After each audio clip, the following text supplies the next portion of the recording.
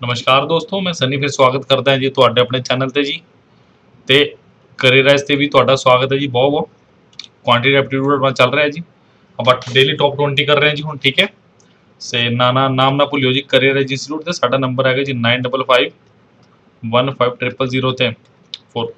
ਚਲੋ ਬੱਚੋ ਕਰ ਚੱਲਦੇ हैं फिर पहले क्वेश्चन की तरफ। चलो जी, first question is Tom is chasing Jerry. Okay, Tom and Jerry वाला क्वेश्चन आ गया, चूहे बिल्ली वाला।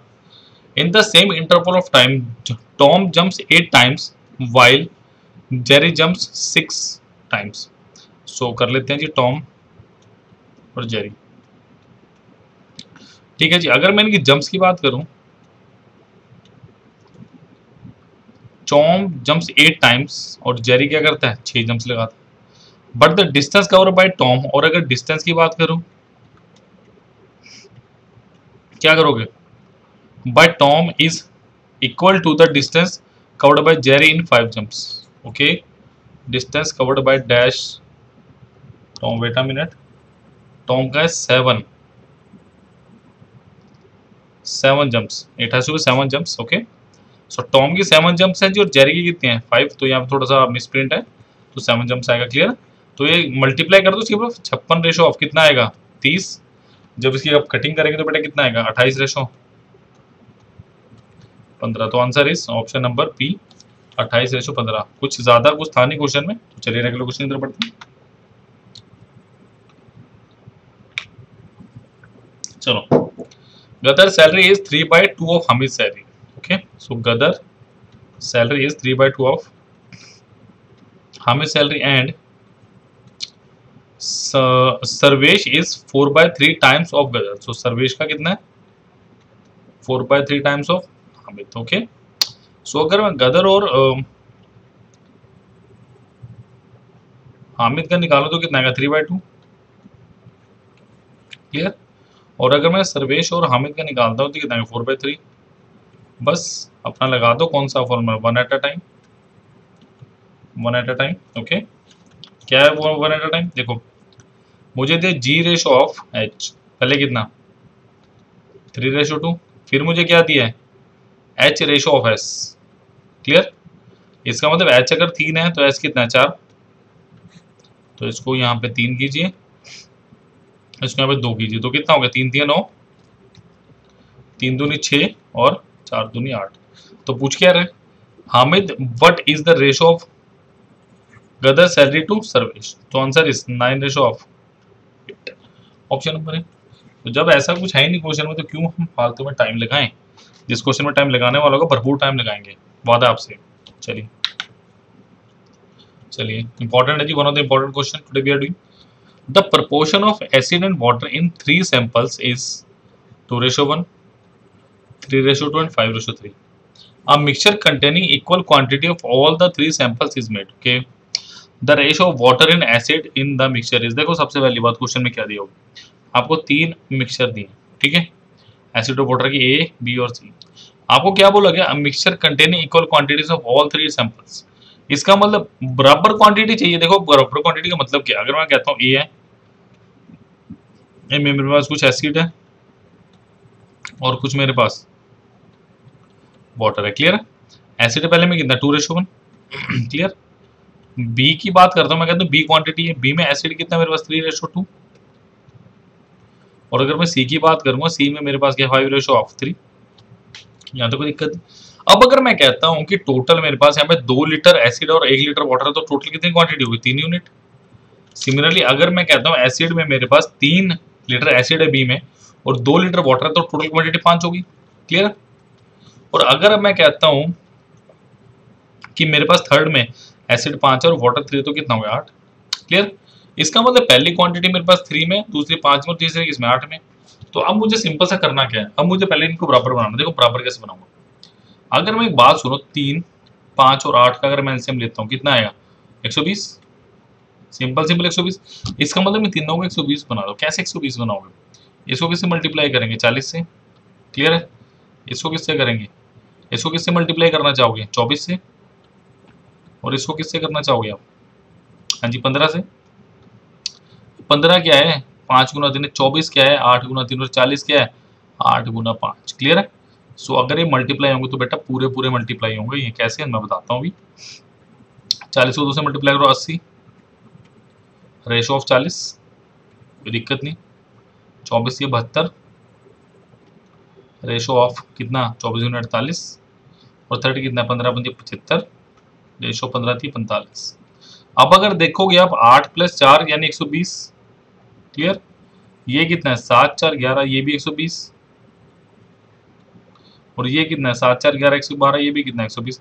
अब देखो क्या mixture contain equal quantities of all 3 samples. इसका मतलब नाउ आप कह सकते हो quantities are equal, quantities are equal. Okay, quantity आपके पास क्या बेटा इक्वल है, क्लियर। अब इक्वल है तो क्या करो, इनको बस ऐड कर दो।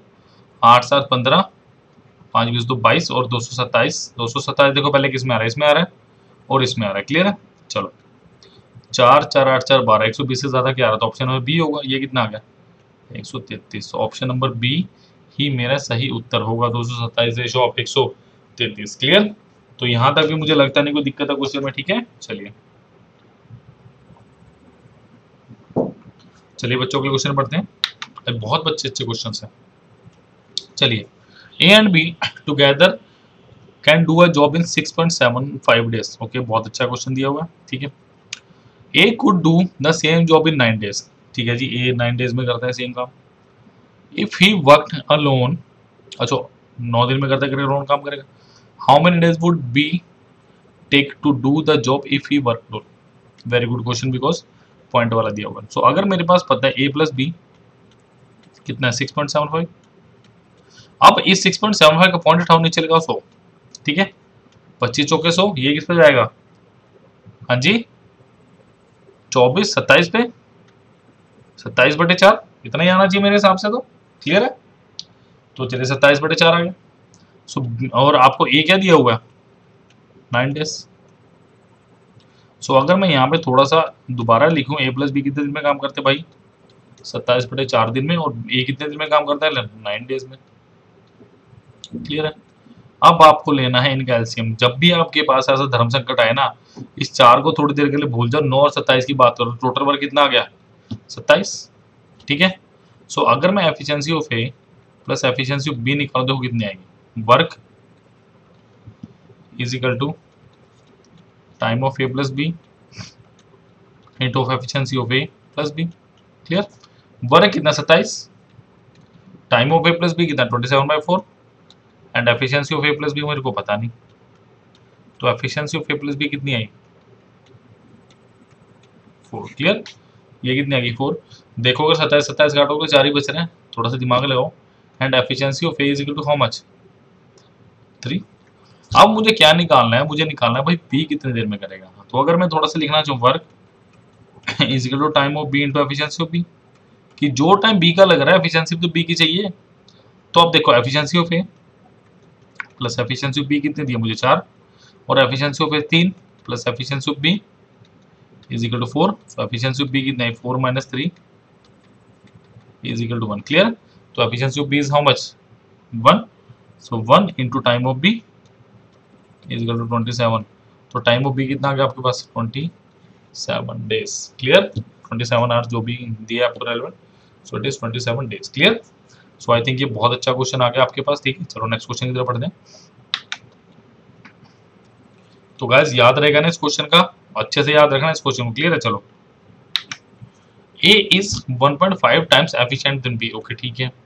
Therefore takes 8 days less than B to complete the work, okay ठीक है।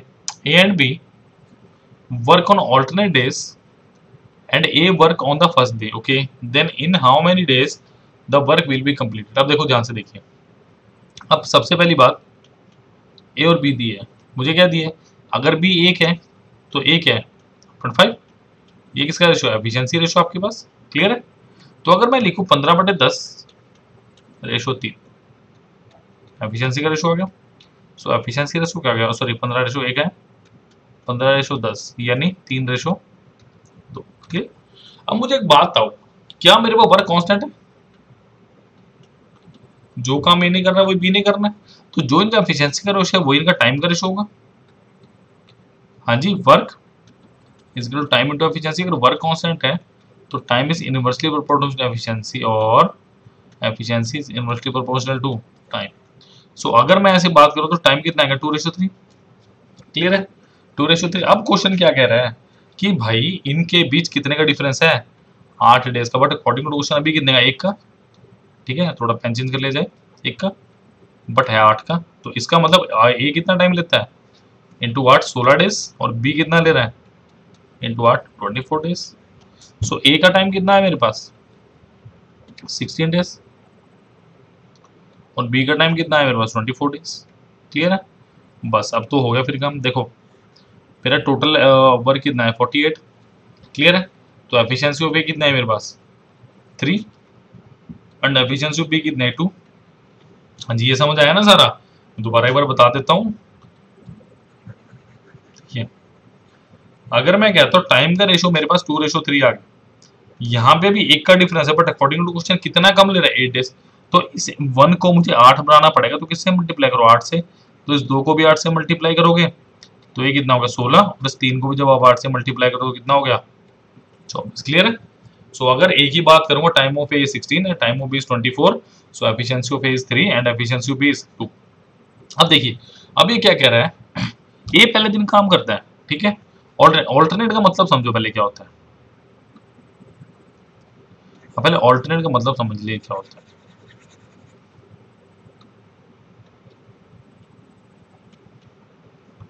ऑल्टरनेट का मतलब होता है डे 1 पे कौन काम करेगा, ए काम करेगा। डे 2 पे कौन काम करेगा, बी काम करेगा। अगेन डे 3 पे कौन काम करेगा, अगेन ए करेगा। और डे 4 पे कौन काम करेगा, अगेन बी करेगा। तो एक दिन छोड़ के एक दिन काम होना उसको कहते हैं ऑल्टरनेट। क्लियर। इसका मतलब अगर मैं कह रहा हूं 1 डे वर्क ऑफ ए, क्योंकि ए स्टार्ट कर रहा है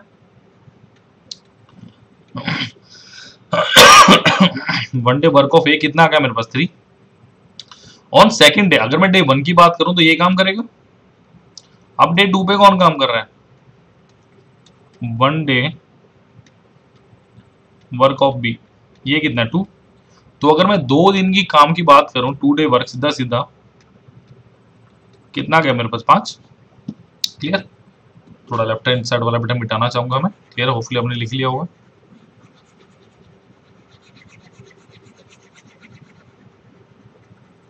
क्लियर, ऑल्टरनेट का वो पता चल ही चुका है। अगर मैं 2 डेज की बात करता हूं तो कितने का काम हो गया 5। अब कोशिश करो इसके पास जाने की। तो अगर मैं इसको 9 से मल्टीप्लाई करूं, इसको भी 9 से मल्टीप्लाई करूं, तो मैं क्या बोलूंगा कि 18 डेज में कितना काम हुआ 45। इसका मतलब पहले दिन काम किया। अगर 18 डेज में बी ने काम किया होगा, तो अगर 19th डे में जाऊंगा मैं तो कितना काम होएगा 3, वही तो मेरे को चाहिए। तो टोटल काम कितना हो गया 48। Is that clear.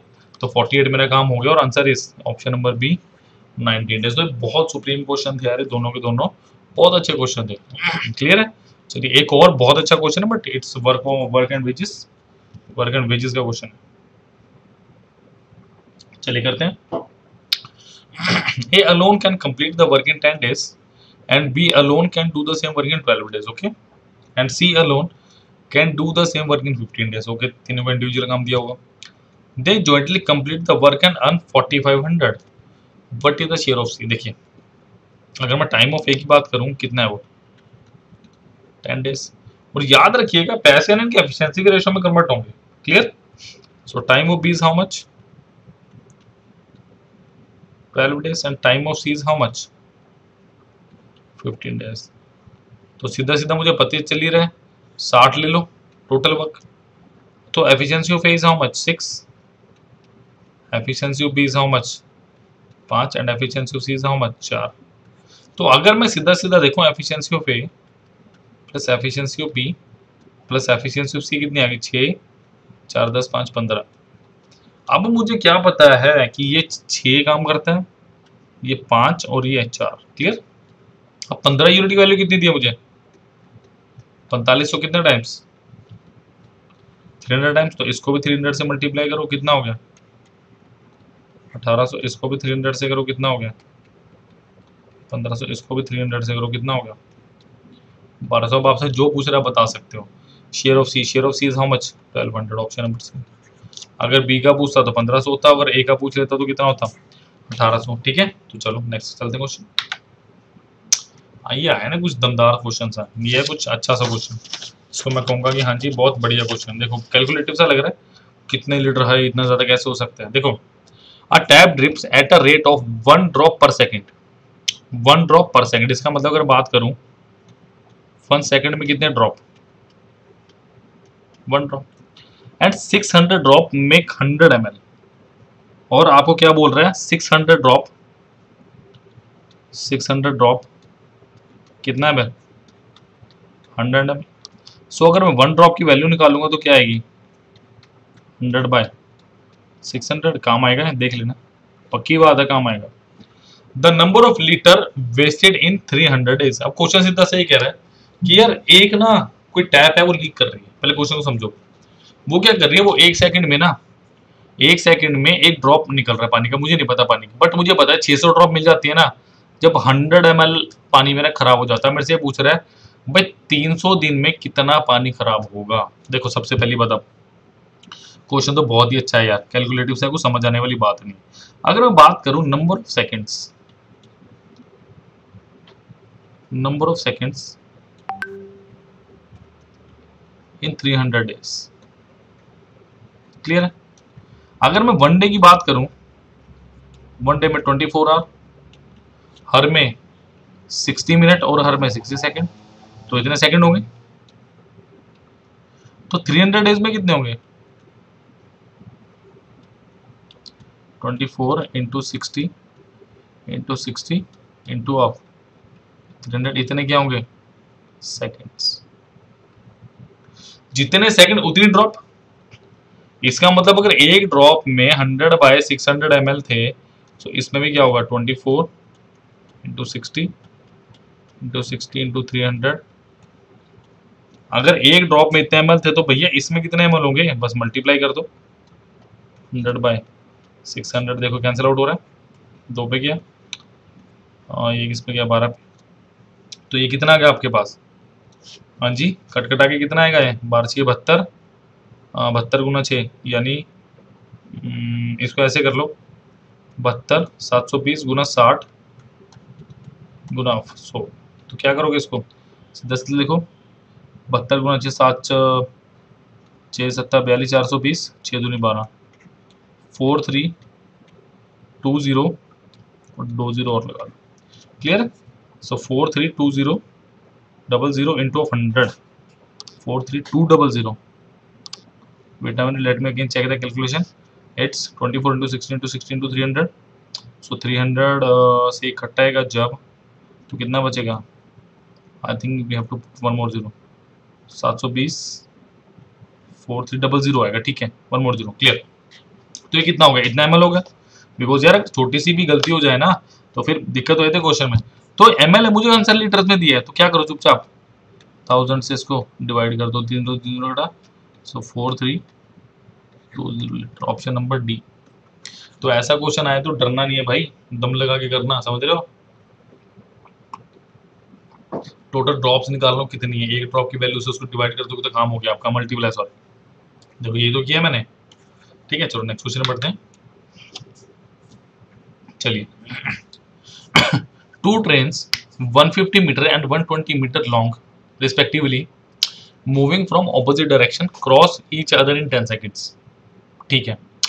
If the speed of the second train is 43.2 kilometer per hour, this is in kilometer per hour और सारा मीटर पर सेकंड में दिया मुझे, the speed of the faster train. देखो मैं आपसे एक बात करूं, अगर मेरी ट्रेन एक ऐसे जा रही है और एक ट्रेन ऐसे जा रही है, तो रिलेटिव स्पीड क्या होगी मेरे पास, speed of 1 plus speed of 2, doesn't matter किसकी कम है किसकी ज्यादा है।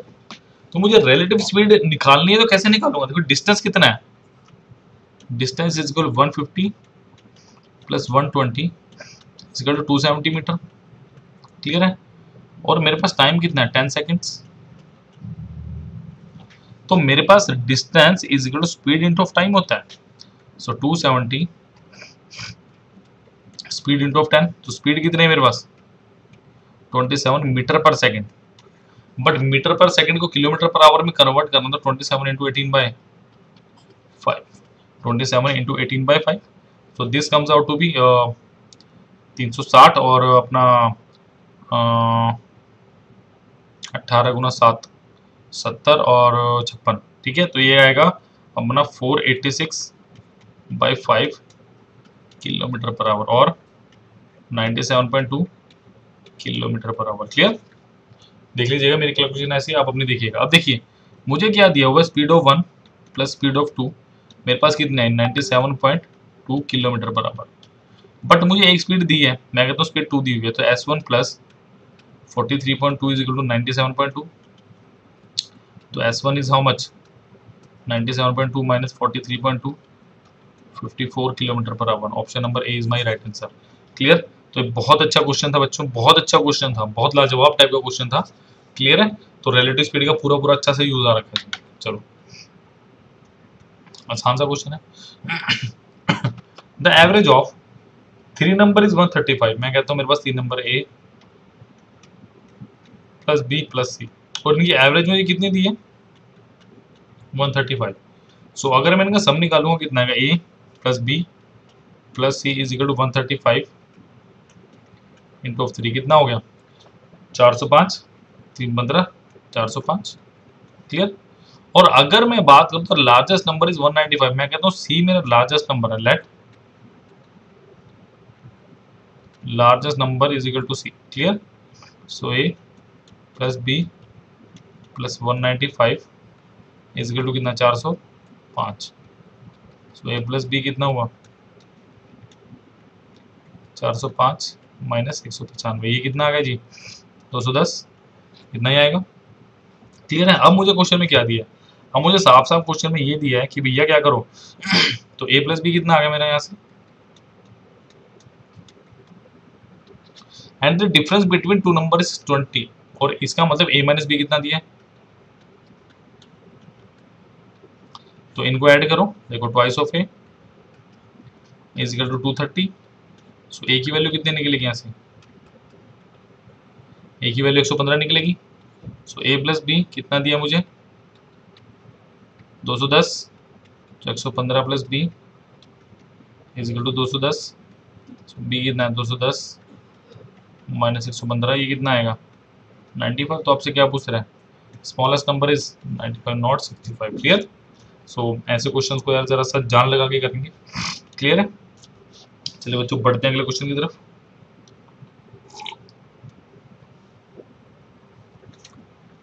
चलिए, 1/3 of certain journey is covered at a rate of 25 kilometer per hour. Okay, 1/4 एट, देखो 1/3 दी है, 1/4 एट 30 किलोमीटर, फिर 1/4 दी है। क्लियर है, और फिर रेस्ट की बात कर, देखो 3 और 4, 3 और 4 का एलसीएम कितना आएगा 12। बट मैं कहता हूँ let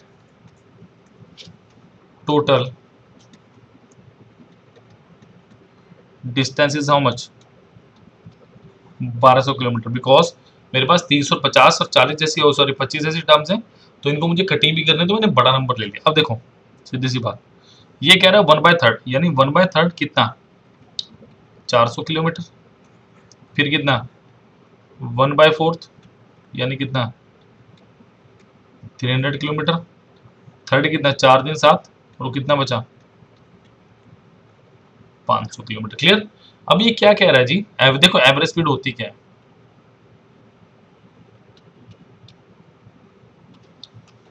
total distance upon total time taken. Total distance upon total time taken, total distance तो मेरे को पता 1200 है, क्लियर है, बट टोटल टाइम टेकन नहीं पता।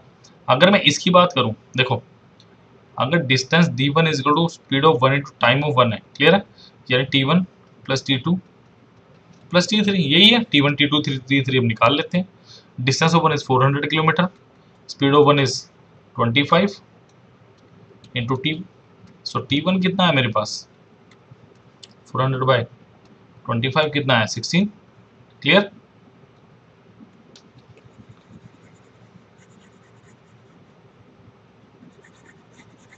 क्लियर, नेक्स्ट देखो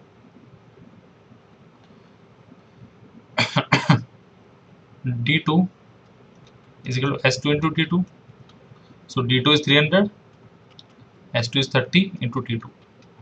सो T2 कितना आ गया 10, oh sorry 10 hours, not kilometer per hour, it's 10 hours. And D3 is equal to S3 into T3. Clear? So D3 is 500 and speed is 50 into T3. So T3 is equal to 10 hour. अब क्या average speed कितनी आएगी मेरे पास 1200 divided by 16 plus 10 plus 10. Clear? So hopefully आपने मिटा लिया होगा ये. तो एवरेज स्पीड कितनी है मेरे पास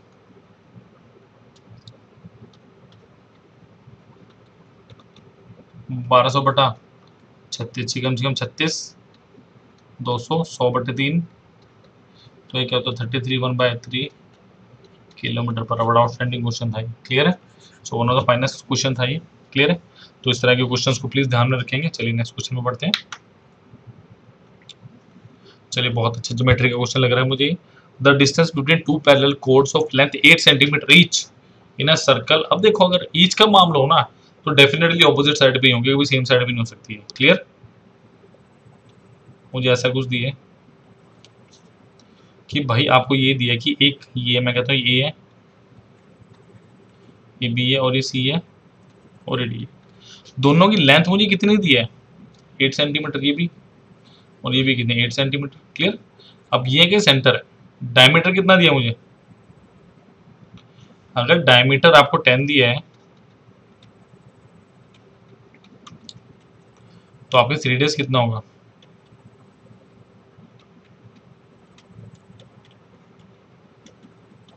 5 सेंटीमीटर. क्लियर?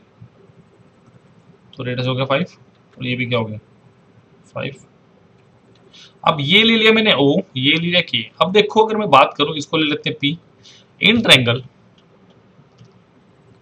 OPC. देखो जब भी आप याद रखिएगा बेटा, जब भी ऐसा कोई केस आता है ना सेंटर से आप किसी कोड के ऊपर डालते हो तो याद रखना है इक्वल में डिवाइड होता है. क्लियर? तो ये भी 4 होगा, ये भी 4 होगा. OPC देखो क्या है मेरे पास O P और C. क्लियर है?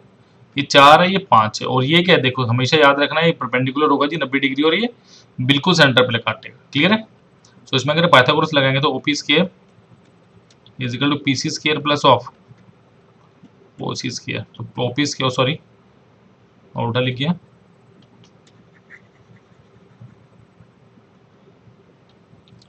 OP square plus PC square is equal to OC square. Clear? So OP square is how much? Plus 4 square is equal to 5 square. So OP square is equal to 25 minus of 16 is equal to 9. So OP कितना आ गया under root of 9 which is equal to 3. Clear है? ये 3 आ गया तो definitely ये भी तो 3 आएगा यार, दोनों बराबरी तो हैं, डायमेंशन बिल्कुल सेम है. तो आंसर इज 3 + 3 6 सेंटीमीटर. क्लियर? तो यहां तक भी मुझे लग नहीं रहा कोई दिक्कत आ रही है ना. चलो बिल्कुल आराम से पढ़ा रहा हूँ बेटा, कोई जल्दबाजी वाला काम नहीं है. ठीक है? चलो नेक्स्ट क्वेश्चन की तरफ बढ़ते हैं. बहुत अच्छा क्वेश्चन है. The length of 3 sides of right angle triangle. It's a right angle triangle are x-2 x centimeter and x + 2 centimeter. Find the value of x. देखिए मेरे पास एक राइट एंगल ट्रायंगल दिया ऐसे करके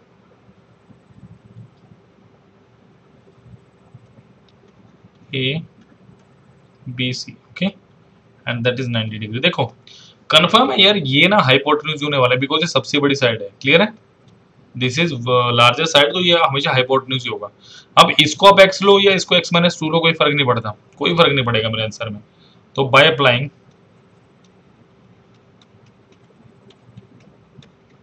पाइथागोरस, देखो पाइथागोरस क्या होगी AB square plus BC square is equal to AC square.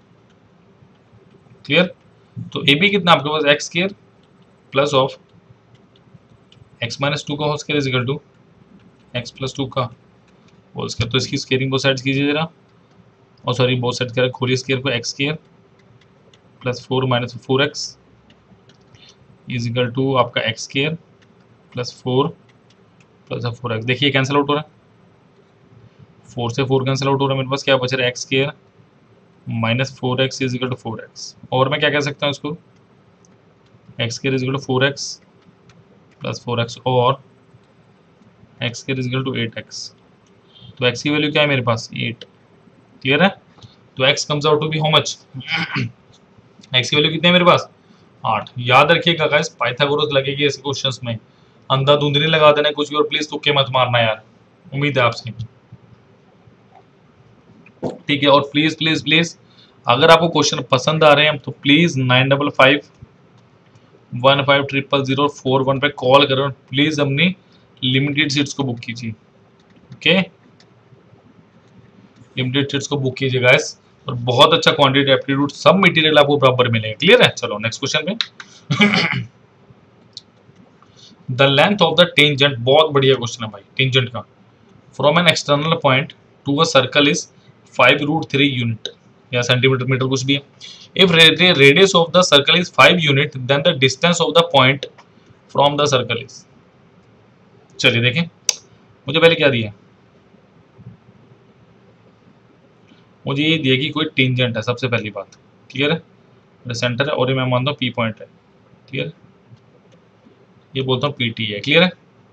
अब अगर मैं इसको मिलाऊंगा तो डेफिनेटली देखना 90 डिग्री बनता है। हमेशा याद रखिएगा, जब भी आप सेंटर ऑफ सर्कल को टेंजेंट से मिलाते हैं ना तो 90 डिग्री एंगल बनाते हैं। रेडियस है, रेडियस मुझे 5 दिया हुआ है और ये मुझे कितना दिया 5√3 यूनिट। क्लियर? अब देखो क्वेश्चन क्या है, अब तो क्वेश्चन बचा ही कुछ नहीं। Then the distance of the point from the circle, इसका मतलब मुझे ये निकालना है। ये ले लेता हूँ के, मुझे के पी बताना है। ये भी कितना दिया मुझे 5। अगर मैं बात करूं अभी इसको कुछ मतलब 5 मतलब इसको के पॉइंट ले लो। अगर मैं बात करूं मेरे पास triangle O T P is a right angle triangle. Okay, so मैं क्या कह सकता हूं, O T square plus T P square is equal to O P square. पहले ओपी ले लेते हैं, पीके को फिर बाद में हम हैंडल करते नहीं अपने आप। तो मेरे पास ओटी कितना दिया बेटा, ओटी रेडियस है 5 दिया, 5 स्केयर प्लस, बिकॉज यहाँ पर अगर 5 प्लस आप केपी ले लेते हो ना अपनी कैलकुलेशन बढ़ा लोगे आप, एंड में 5 माइनस कर दोगे तो आप you will get your answer. Okay, so TP is how much 5√3 whole square is equal to OP square. So 25 plus 5 square into √3 square is equal to OP square, और OP square is equal to 25 plus of 75 and OP is equal to under root of 100 which is equal to 10 centimetre. OP मेरे पास total 10 centimetre है बेटा। ठीक है, तो ये मुझे कितना दिया 5, because it is radius and radius, radius हमेशा सेम रहे तो ये भी कितना आएगा 5 सेंटीमीटर। तो यूनिट ए, ओ सॉरी, और option number A 5 unit is the accurate answer. Clear? तो let us move down to the next question. The side of a square is 1/2x + 1 unit and its diagonal is x minus 3/√2 units. Then find the length of side of square would be. चलो देख लेते हैं। देखो मुझे क्या दिया, अच्छा question है, टेढ़ा सा क्वेश्चन लग रहा है थोड़ा सा, देखते हैं मुझे क्या दिया हुआ था। सबसे पहली बात मुझे स्क्वायर दिया A B C D. Clear है? और इसकी साइड मुझे क्या दी है x + 1/2 x + 1/2 और x + 1/। क्लियर? अब मुझे इसका डायगोनल दिया, डायगोनल देखो यही होता डायगोनल। क्लियर? डायगोनल कितना दिया 3 - x/√2। Clear? 3 - x/√2। Let me check. बिल्कुल। अब देखिए अगर मैं बात करूं इन ट्रायंगल डीएबी, देखो डीएबी थोड़ा सा बाहर निकाल के बनाऊंगा तो आपको ज्यादा पता चलेगा। Clear? So it is D A B. Clear? it is x + 1/2, this is also x + 1/2 and this is 3 - x/√2। Clear? अब देखिए अगर मैं इस पे भी पाइथागोरस लगाता हूँ, अप्लाइंग पाइथागोरस, तो कैसे लगेगी x + 1/2 का होल स्क्वायर प्लस x + 1/2 का whole square is equal to 3 - x/√2 का होल स्क्वायर। इसीलिए मैंने कलर चेंज किया ताकि आपको कोई कंफ्यूजन ना हो। अब देखो ये क्या होगा, ये क्या होगा ट्वाइस ऑफ एक्स प्लस 1 का स्केयर अपॉन 2 का square 4 is equal to 3 minus x का होल स्केयर अपॉन रूट 2 का होल स्केयर 2। देखो ये 2 से 2 कैंसिल हुआ और इस 2 से ये 2 गया, तो नीचे वाला सारा डिनोमिनेटर खत्म है। मेरे पास क्या बचा हुआ है? मेरा बचा एक्स प्लस 1 का whole square is equal to 3 minus x का होल स्केयर। तो बहुत ब्यूटीफुल क्वेश्चन है यार, मतलब ऐसे क्वेश्चन ना दिल जीत लेते हैं टीचर का तो करवाते करवाते। So what we are doing now, करिए जरा x square plus 1 plus 2x is equal to 9 plus x square minus of 6x। तो एक्स स्केयर कैंसिल हुआ, तो ये क्या बचा मेरे पास?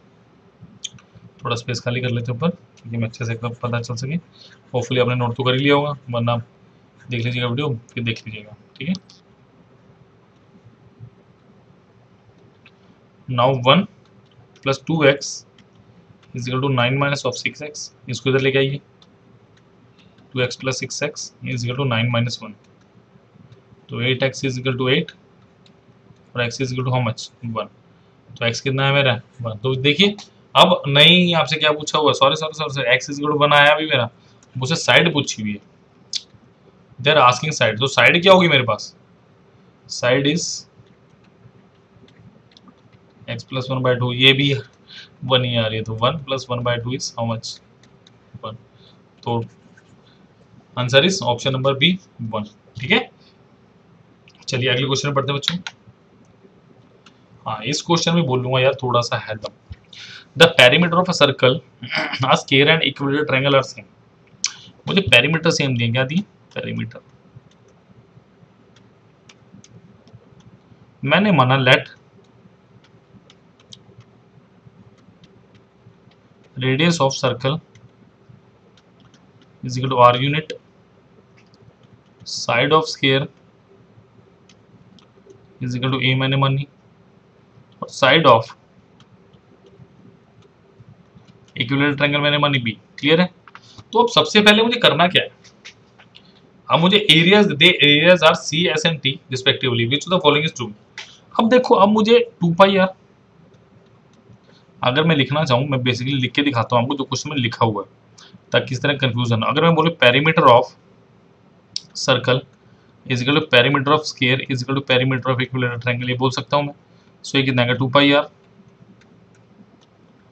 4a ratio of 3b, because equilateral triangle कैसे बनेगा? ऐसे ए तीनों साइड बराबर। क्लियर?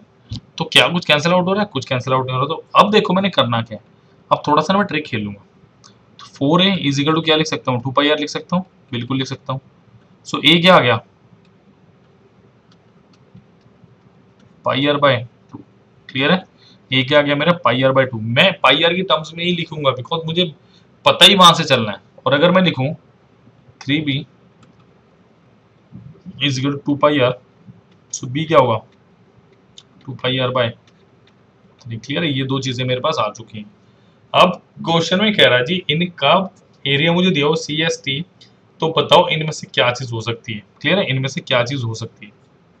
चलिए थोड़ा सा मिटाना चाहूंगा इसे मैं। क्लियर है? अब अगर मैं इनका एरिया लिखूं, देखो एरिया क्या है? एरिया ऑफ सर्कल क्या होगा? पाई आर स्क्वायर। कोई दिक्कत नहीं इसमें। अगर ये सी है, ये सी लिख देता हूं मैं। अब एस क्या होगा? एस मेरे पास है area of circle, O sorry area of square, यानी ए स्क्वायर, यानी पाई आर बाय 2 का स्क्वायर। क्लियर है? और अब मेरे पास क्या बचा है? टी। टी क्या है भाई? एरिया ऑफ अपना इक्विलेटरल ट्रायंगल, यानी √3/4 बी स्क्वायर, यानी √3/4 बी कितना है? 2 पाई आर बाय 3 इसका होल स्क्वायर। अब देखो, अब मैं ये साइड वाला सारा मिटा के फिर एक बार करूंगा, फिर स्वाद आएगा क्वेश्चन करने का। क्लियर है? यार ऐसे क्वेश्चन आ जाए ना, फिर मतलब यार दिल ही खुश हो जाता है। ऐसे क्वेश्चन करो तो सिलेक्शन होगी। देखो ये क्या है? Pi r square, pi square r square by 4 ratio of √3/4 into 4 pi square r square divided by 9। Clear? और देखो r square r square cancel, ये पाई और ये पाई कैंसिल, क्या बचा? 1 रेशो पाई बाय 4 रेशो 4 से 4 कैंसर, √3/9 पाई। ये क्या मेरे पास सी, ये क्या मेरे पास एस, और ये क्या मेरे पास टी। तो सी एस टी, तो साफ साफ मुझे दिख रहा है कि c is greater than s greater than t, because यहाँ डिवाइडेड बाय 4 है, डिवाइडेड बाय 9 है, तो डेफिनेटली √3 काफी छोटा है, तो ऑप्शन नंबर बी मेरा करेक्ट आंसर होगा। क्यों इतना पजल होना फालतू में, क्लियर है। चलिए नेक्स्ट क्वेश्चन में पढ़ते हैं बच्चों। चलिए next question is in 2 kg 2 kg copper and aluminium, 2 kg दिया हुआ है, इसमें क्या है, कॉपर है और एल्यूमिनियम है, क्लियर है। 30% कॉपर है, यानी 0.6 kg होगा, और 1.4 kg का होगा एल्यूमिनियम।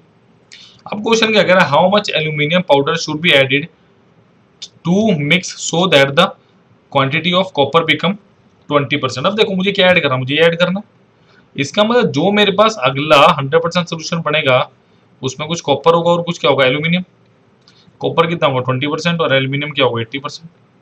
देखो एल्यूमिनियम क्यों ज्यादा हो गया, क्योंकि एल्यूमिनियम क्या हो रहा है, बट कांस्टेंट वैल्यू क्या है, this one. So can I say that 20% की वैल्यू 0.6, 10% की वैल्यू 0.3, सो 100% की वैल्यू कितनी होगी 3 kg। तो 2 kg से 3 kg आए हैं तो कितना बड़ा होगा, 1000 ग्राम। ऐसे क्वेश्चन कितनी बार किए हमने, how many times we did these type of questions in our exercise, okay। चलिए next question. A spends 24% of his monthly income on household, ठीक है जी। 100 थी, उसमें से 24 गई किस पे, हाउस होल्ड पे, कितनी बची 76। 16% ऑन एंटरटेनमेंट, -16 करो, एंटरटेनमेंट पे कितनी बची 60। 12% ऑन एजुकेशन, -12 कीजिए, कितना बचा 40, और ये किस पे गई, एजुकेशन में ही saves income. Okay remaining save की, तो 48 की वैल्यू मुझे कितनी दी है 3288। मंथली इनकम पूछा, देखो अगर इसको मैं 8 से काटूंगा, 8 6 48, 4 1 1, फिर 3 से कटेगा, 3 दूना 6, 3 इनकम थी, 3 3 3 7 21। तो अगर मैं इसे 2 से काटूंगा तो कितना आएगा 68.5। तो 1% की वैल्यू कितना है मेरे पास 68.5। तो खुद पूछी किसकी है 100% की, 6850 रुपीज, ऑप्शन नंबर डी। बताओ ऐसे ऐसे क्वेश्चन में अगर टाइम लगेगा तो बेटर कंपटीशन कैसे क्लियर होगा, क्लियर है। तो चलिए next question. A man sells a car to his friend at a loss of 10%, यानी 100 रुपए की चीज को कितने बेच रहा होगा 90 में, clear. If the friend sell it for 54,000 and gains 20%, इसका मतलब यार सीधी सी बात ये है कि उसको बेच कितने पे रहा है, सबसे पहली बात 54% में, सॉरी 54,000 पे, और 90 पे उसे गेन कितना हो रहा है 20%, यानी कितना गेन हो रहा है +18 का, यानी 108% पे बेच रहा है, तो कितने की 54,000। मुझे किसकी वैल्यू बतानी है 100% की, 108% की वैल्यू कितनी है 54,000, इसको जरा डिवाइड करो 50 और से 1000 और ये 2, और ये वैल्यू कितनी 500। सो अगर 1% की वैल्यू मेरे पास कितनी है 500, तो 100% की वैल्यू कितनी आएगी 50,000। बताओ क्या यार मुश्किल है इस क्वेश्चन में, कुछ भी मुश्किल नहीं है कि सीधा सीधा क्वेश्चन में यार मुझसे ये बोला गया है कि यार वो क्या कर रहा है 100 रुपए की चीज से 10 के लॉस पे बेच रहा है। फिर वो कह रहा है यार देखो उसका जो फ्रेंड है उसको प्रॉफिट कब होगा, उसे 90 पे ही होगा ना, तो 90 पे भी इसका प्रॉफिट, यानी 90 इंटू 20/100, ठीक है 18 का प्रॉफिट होगा, तो 108 में बेचेगा, ऐसे 60, बाकी आप जानते हैं कैसे। चलिए the simple interest on a certain sum at 5% per annum for 3 year and 4 year differs by 5%। देखो सिंपल इंटरेस्ट है 5% पर ईयर, सो 3 ईयर में कितना होगा सेम रहते हैं 15%, और अगर मैं 4 ईयर की बात करूं कितना रहेगा 4 गुणा 5 कितना 20%, और डिफरेंस कितना आ रहा है सीधा सीधा 5%, और 5% की वैल्यू मुझे कितनी दी है 42, तो 10% की वैल्यू कितनी होगी 84, सो 100% की वैल्यू कितनी होगी 840। अगर ऐसा पेपर क्वेश्चन में, अगर ऐसा क्वेश्चन पेपर में अगर छोड़ के आओगे तो बेवकूफ़ी करोगे बहुत बड़ी, समझ आई बात है, ऐसे क्वेश्चन छोड़ने वाले हैं ही नहीं बच्चे। चलिए नेक्स्ट क्वेश्चन। चलिए in a motor of 120 machine parts 5% part were defected and in the other motor of 80 machines, parts है जो भी हैं, 10% ऑफ पार्ट्स वर डिफेक्टेड और the two motor considering together the percentage of defected machine parts were. अच्छा question देखिए, 120 machine का 5% defected, यानी 120 गुणा 5/100, यानी इसका कितना डिफेक्टिव है, 6 डिफेक्टिव है। ठीक है, आउट ऑफ 120। ठीक है, नेक्स्ट वो 80 का क्या करें, 10% तो साफ साफ पता 8, यानी 8 डिफेक्टेड आउट ऑफ 80। अब ये क्या कह रहा है कि टोटल कितने हैं, टोटल हो गए 120 plus 80 how much 200 and defective कितने हैं, defective parts are 8 plus 6 is equal to 14। तो मुझसे क्या पूछा भाई, 14 डिफेक्टिव है कितने में से, 200 में से इंटू 100%, सो कितने डिफेक्टिव निकले, सीधा से 7% इसका आंसर है। इससे आसान क्वेश्चन अगर आप एक्सपेक्ट करोगे ना तो नहीं होगा। तो प्लीज यार आप लोगों से हाथ जोड़ के रिक्वेस्ट है, अगर आप लोगों को मेथड पसंद आ रहा है, देखो विदाउट एक्स वाली अप्रोच है यार, एक्स वाली अप्रोच हम लगाते ही नहीं है। करियर एज का वादा है आपसे, अगर आपको कभी वेरिएबल से कराएं, क्लियर है। तो please please please career as making careers को अपना दोस्त बनाइए, 95515000 पे कॉल करिए और अपने लिमिटेड सीट्स पे, दोबारा कह दूं मैं, लिमिटेड सीट्स को बुक कीजिए। ओके, तो चलिए, थैंक यू गाइस।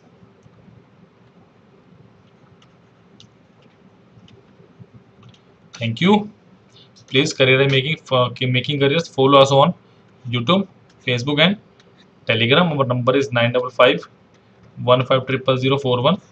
ठीक है जी, our एड्रेस इज छोटी बरादरी पटियाला। Thank you guys.